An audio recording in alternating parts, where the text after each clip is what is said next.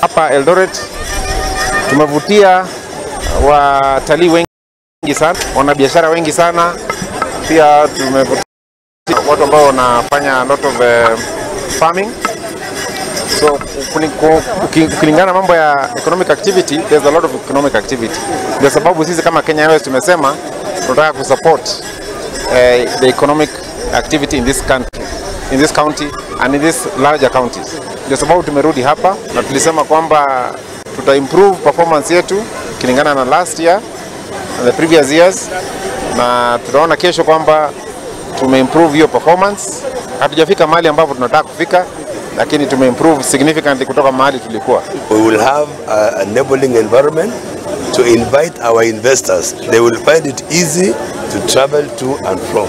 And of course, the serious people who are living in Uasin Gishu, you know, outside Nairobi, we have very important consultants, we have very important academicians and business community.